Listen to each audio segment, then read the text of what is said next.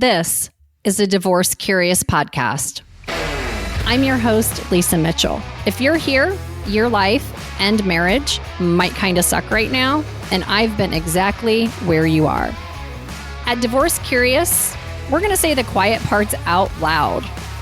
We're going to sit in the anger, confusion, and disappointment that you're feeling and talk about what it looks like to go through the before, during, and after of being divorce curious.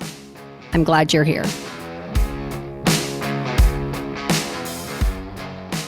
Welcome to another episode of Divorce Curious. I'm already jumping the gun. Leah, you just saw me take off before we even got started here recording. So I'm so excited for y'all to be here today, because when I say there are so many stories of so many amazing women who are doing work in this space to help people through being divorce curious, I'm talking about my guest today, Leah GiaQuinta. Leah, thank you so much for joining us here on Divorce Curious and sharing all of your brilliance and experience.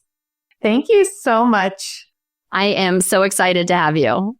It's so funny, Leah, because I had in the course of 2 weeks, no less than 4 people.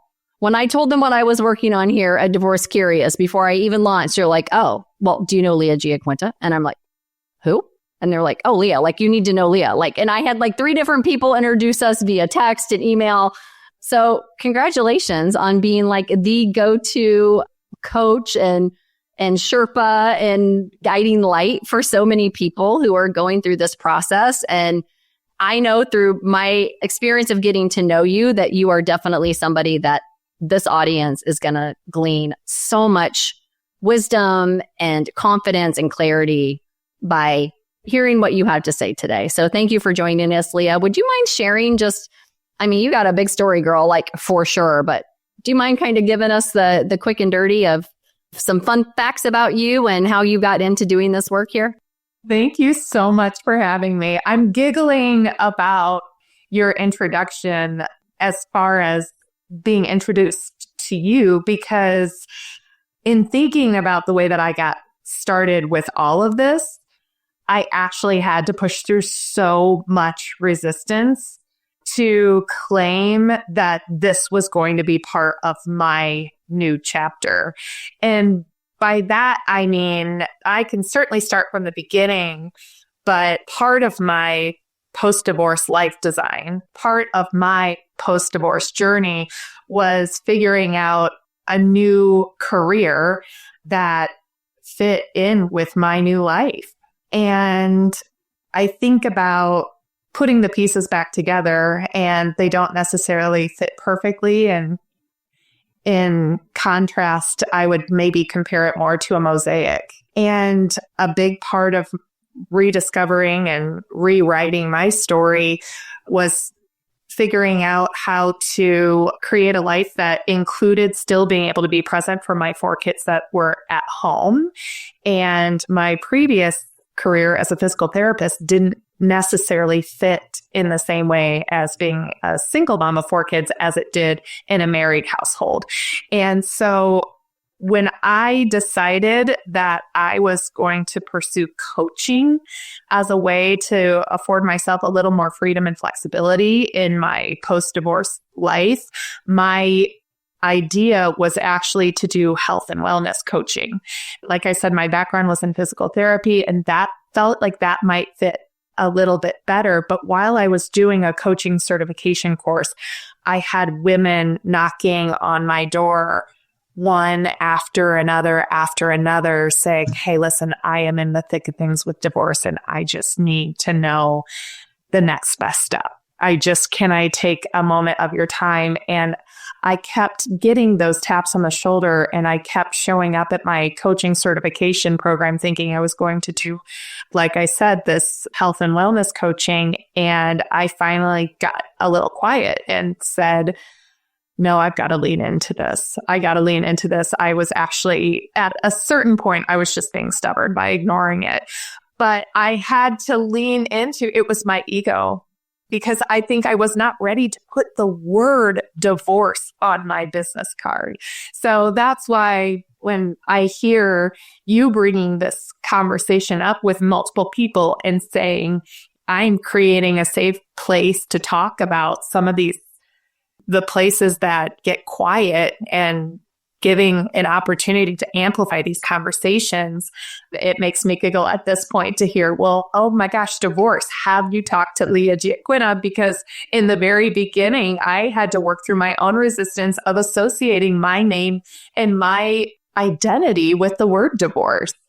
It's a trip, isn't it? Like it's so funny because I feel like we share a very kind of kindred spirit when it comes to being chased down by this. I didn't want to talk about divorce. I mean, there's lots of things I'm interested in. There's all sorts of career stuff. And I'd rather talk about, building startups or communication or, geez Louise, even like going after VC funding before I want to talk about divorce. There's a million other topics that are way more comfortable and less vulnerable and can be sanitized more. Like you can really kind of talk in a clinical way. And you don't get the option of approaching conversations around divorce like that. So this has been, I joke that this divorce curious lived in my Google Docs for 10 years because I didn't want to do it. Honestly, I still don't really want to do it. But like you, right, I kept coming into these conversations and I kept having people seek me out. And I'm a problem solver if there's a need. And especially if I can help people by just showing up and gathering smart people that have great experiences. And I'm like, okay, well, I can at least do that. But it's funny that we both had a similar level of resistance or hesitancy and yet here we are sitting here doing the Divorce Curious podcast and laying it bare, being willing to say the quiet parts out loud and the grand vision of helping other people feel a little less alone and a little less ashamed and a little less overwhelmed about life. So, I mean, I applaud you. I applaud us, honestly, because like neither one of us want to be here and do this.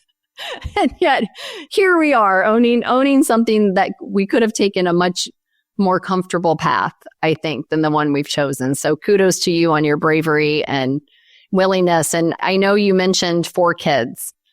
And I was shocked when I met you to hear some of your story and your kids. And they're very much in that like figuring out who they are and becoming young adults and navigating territory in a now divorced household. And I'm always so curious because I know the reaction I got from people when I was like, oh yeah, I'm going to do coaching and I'm going to quit my corporate job to go train people in body language and communication, right? As a single mom. It made no sense to people. What was that reaction to your decision to go all in on the divorce coaching? Just like you said, it feels as if there are so many barriers to talking about this.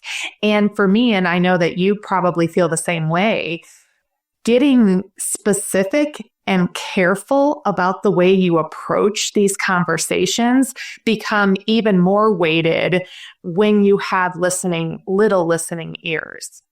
You know as well as I do that there is a script when it comes to talking about divorce around your kids. And I'm still very careful about that. And that is why it was even more imperative that once I decided to do this, I had to be very careful in the way that I thread the needle. And I think that that's the reason why a lot of people don't talk about it is because and rightly so, there's so much fear about, oh my gosh, what if the words that I say, what if the way I express myself and the way I feel about divorce is harmful in any way to these kids?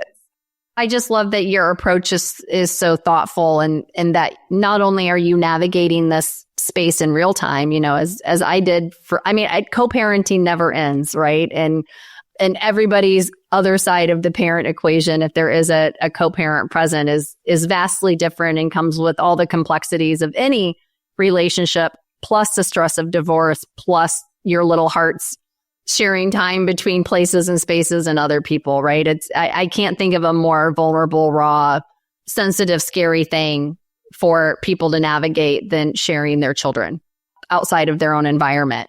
And I think that one of the things I respect about you so much in your approach is that you're navigating this like I am. My daughter's, she's an adult now and on to kind of her next phase of life. And so co-parenting dynamic changes. I won't say it gets easier, but it changes. And for people like yourself that have younger children with a little bit longer runway and are staring down that option, I mean, frankly, that's what I think keeps a lot of women feeling stuck or feeling like they don't have an option to explore what else could my life look like. Can you talk a little bit about how you, I guess I won't say have made peace, right? But how you continually find peace in the path that you've chosen and how you were able to kind of make that initial decision of like, you know what, there's going to be some challenges and it's going to put stress on some really important relationships. But this is something that the benefit of doing this is outweighing the cost of what it's going to take to do this. Because I feel like a lot of people get really stuck in that math.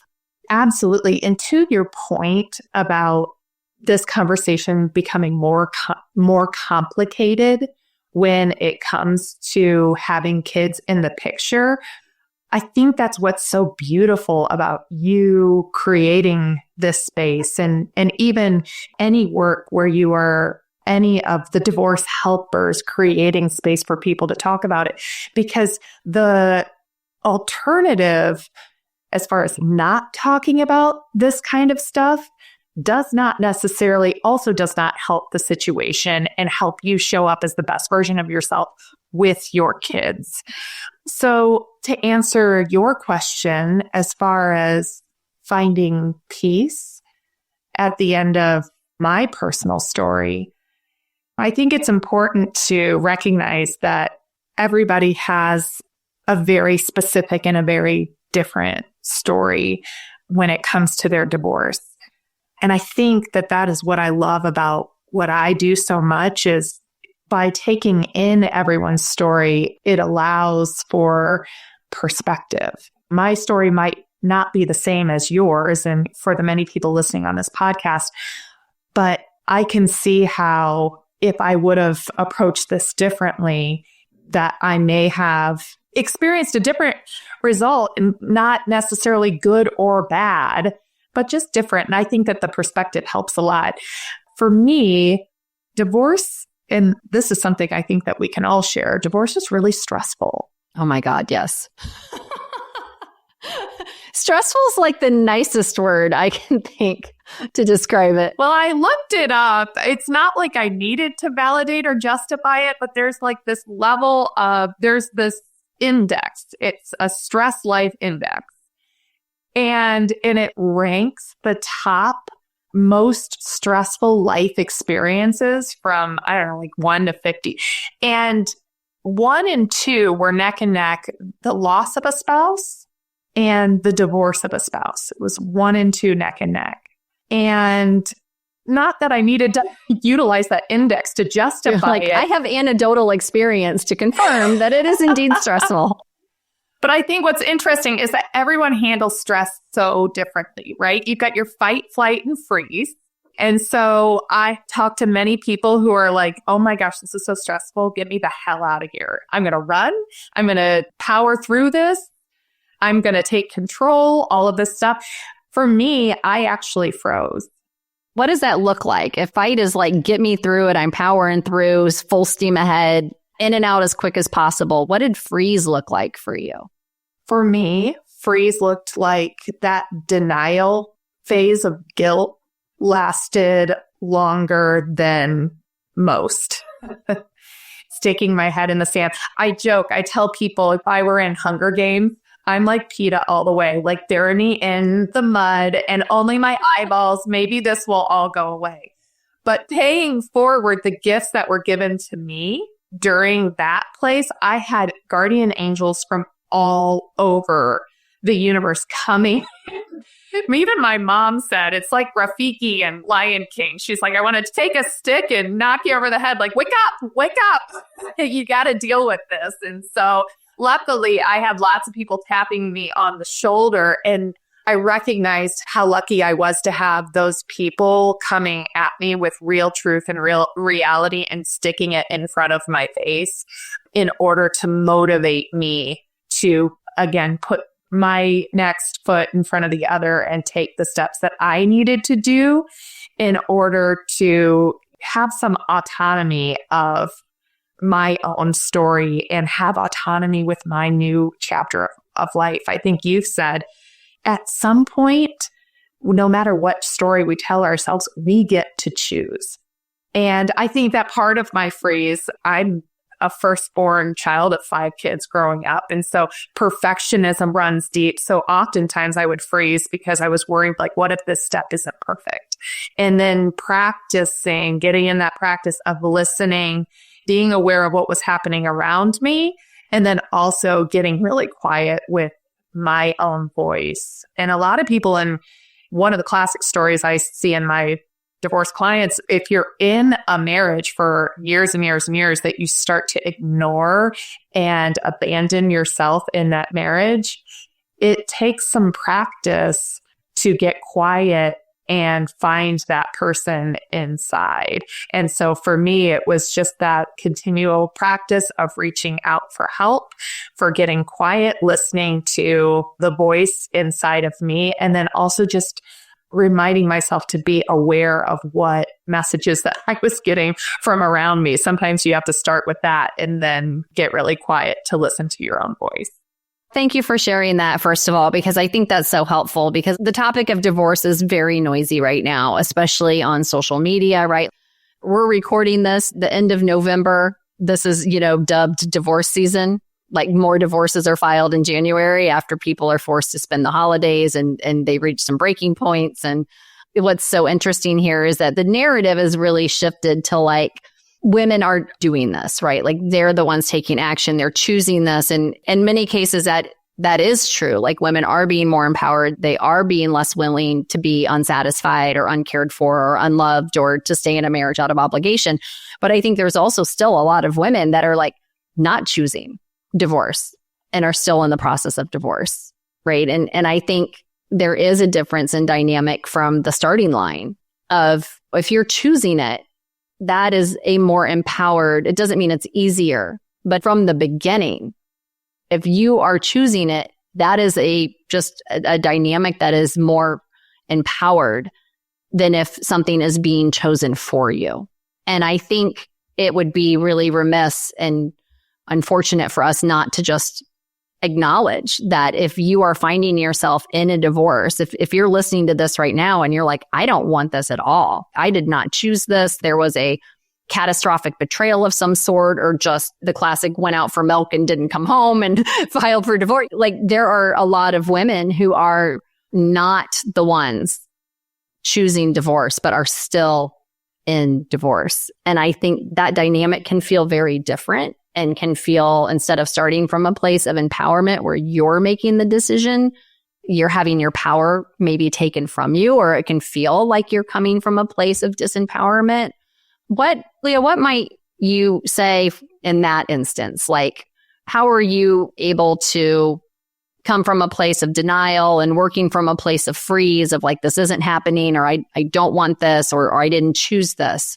How are you able to take some of your power back in that situation? And how do you help clients do that? I want to point out there's a third situation, and I think it's worth speaking to, because there's a lot tied up around who filed. Because then there's another situation where somebody wants the divorce, says they want the divorce, and then they start to lead a divorced lifestyle. Oh, yeah. Oh, yeah, they do.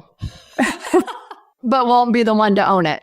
Or do any of the divorce work. So that's the other sticking point. And I'm sure lots of people are nodding their heads like, I didn't choose this. And yet somehow I'm stuck doing all the things. I'm filing, I'm getting the attorney, even though this is not what I want. I'm driving the car, even though I didn't want to go on the trip. Correct. And then there's an entire layer to that. That's a whole episode in and of itself right there. And then all of a sudden the conversation goes, well, you filed, so you must have wanted this. Then you get to be the villain, right? Like, there's a whole strategy around, we need to do an episode around that, because the strategic villain is a very real storyline that I know a lot of people listening to this are in or have lived. Well, and on the flip side of the strategic villain is the wrestling for the label of the victim. Perpetual victim. Yes. See, that's the beauty of assigning the villain role to someone, is that then someone also gets to, by the beauty of Cartman's triangle, somebody gets to be the victim, and every once in a while somebody gets to cameo as a rescuer, right? The universal dynamic that never fails to prove true. Absolutely. And so I think the way through, whether you're on one side or the other, if you are the driver or if you are the person that divorce felt like it happened to, the way through is accountability in both situations. What can I be accountable for? And how can I account for myself? And do I want to own the label of victim in my new chapter? And it takes a while to get there. The clients that I coach where it feels as if divorce has happened to them, the work gets centered around how has this happened for you and in what way does that story impede you from moving forward into your best life? Oh, yeah. I think that is such a challenging reframe, but is so important on the power, right? Is to take it from this happened to me to it happened for me. But man, that's hard when you're in it.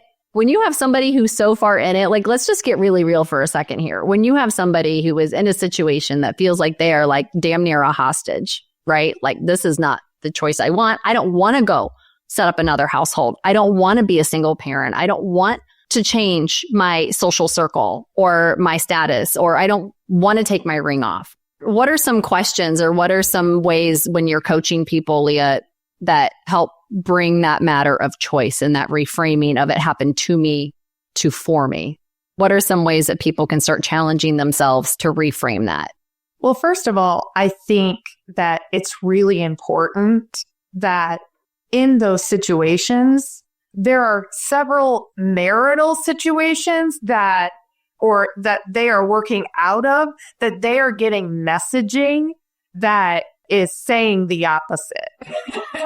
So most of us call that gaslighting. I'm not divorcing you. I am, or this and this and this didn't happen, or this didn't exist. I am leaving you because of X, Y, and Z. And so I think it's really important to sit and listen to people and allow just enough space to say, I hear you and I get where that story is coming from. But then not to spend so much time in it that it's leaving you stuck. So how can both things be true? And in those very beginning stages, you kind of vacillate, right, between past and as you're trying to work on a new mindset that can enable you the path forward. I think it's being able to hold somebody in love and respect that story and just say, hey, listen, I get that your story has gotten shoved under the rug a million times, and let's take a minute to honor it.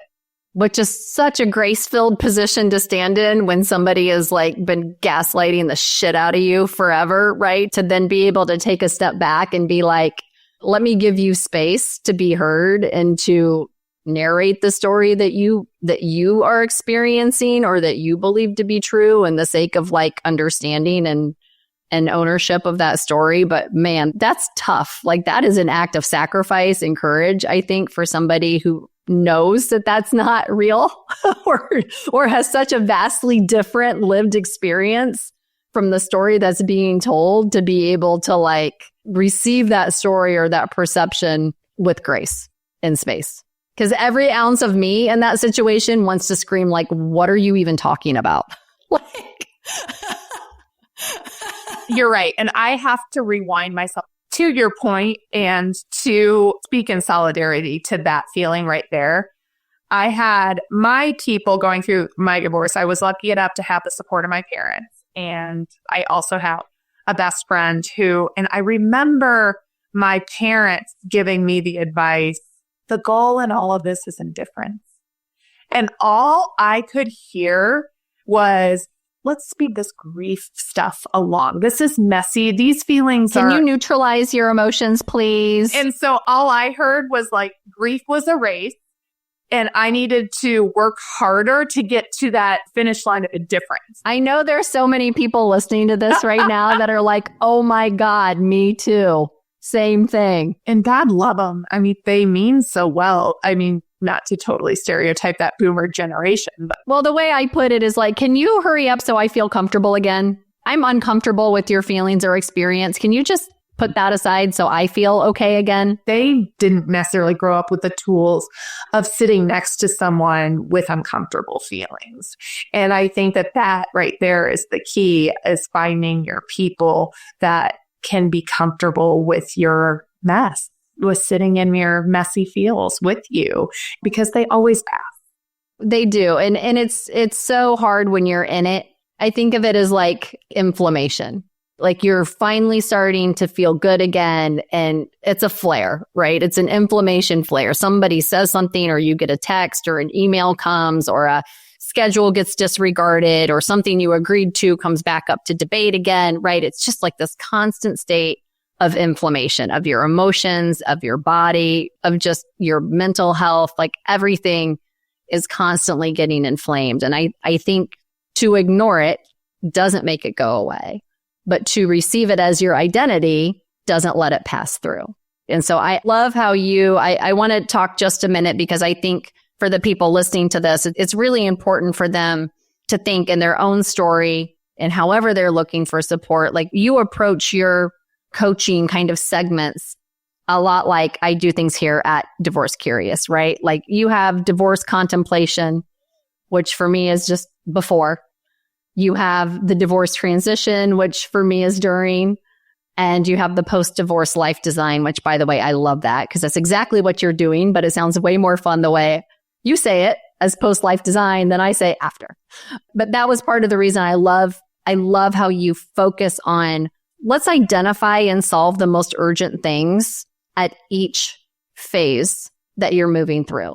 Because I think when you're staring down that place of maybe, like I may make this decision, and you look at the end road, it literally seems like an endless stretch of desert highway. It will never end, and it's going to suck the whole time. And I think by segmenting it like you do, and you have very specific actions and areas of focus and things that are just so, you know what, friend, let's just look at right now. Let's get you the best outcomes and approach and mindset and well-being for right now. And then we'll have those same systems and focus and specific resolution on the things that come in the next phase when we get to the next phase. I think to me and for most humans, we feel like we can do a few things at a time. That makes sense. It doesn't feel overwhelmed. Like for me, if I feel overwhelmed by a big giant, even making a recipe, if it's got too many ingredients and too many steps, I won't make it. I'm going to go back to the thing I've made 100 times because my brain literally, I look at the recipe and it looks delicious and I want that end dish. But I'm like, hell no, I can't do it. I don't have the emotional bandwidth to work my way through a recipe right now. So I think, and that's a very simplistic way to kind of make a comparison to coaching, but I think you've built such a beautiful, manageable system that it really meets people where they are, first of all, which is hard to do because you could come in at any one of these phases working with you. And if you're already through step one, you don't want to go back there again and rehash it and second guess everything. You want to just pick up where you are. I'd love to know when somebody comes to you, how do you first kind of figure out where you're starting from? And what does that path of starting to work together look like with you? I'm listening to all of your analogies and I'm smiling because in my past life, physical therapy. So you talk about inflammation and I'm like, oh yeah, that metaphor I can get right in there. But then also with compliance, I mean, when you're going through a divorce and it's like one of the most stressful things somebody can go through in their life, just inherently the most competent people, whether you are one or you know one, that level of executive functioning for you to be able to make decisions, it's kind of out the window in the most competent people. I mean, when you're going through that much stress, it is hard to make a decision. And I think back when I was in PT school, the research said, if we gave somebody a home exercise program or with coaching, I say, okay, these are the 3 things you're going to work on each week. But I think that there was a study saying that with compliance, don't give someone more than 3 exercises. So that's part of the way that my coaching programs work. We just break it down. We say, okay, this is the most important thing this week. These are the 3 things that you are going to work on. And sometimes it gets stripped down and it gets real basic. Sometimes people come to me and say, I can't focus. And it's like, okay, what anchors you?